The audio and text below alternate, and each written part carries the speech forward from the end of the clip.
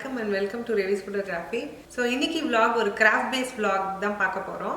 Valentine's Day வந்து ஏதாவது ஒரு DIY craft work பண்ணி என் ஹஸ்பண்டுக்கு கொடுப்பேன். So அதே மாதிரி இந்த வாட்டியும் ஒரு சின்ன ஒரு DIY craft work தான் நான் பண்ணியிருக்கேன். So அந்த DIY craft work நான் எப்படி பண்ணேன் அப்படிங்கிறது தான் இந்த வீடியோல பார்க்க போறோம். வாங்க போய் பார்க்கலாம்.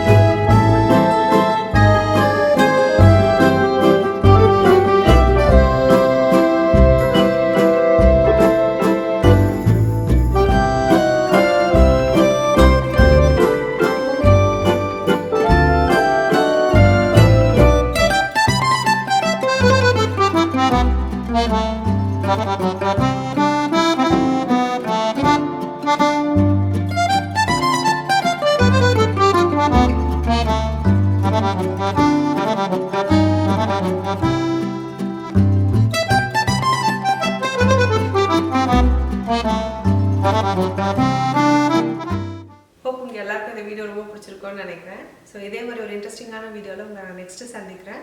Until then, நன்றி வணக்கம் from Revati.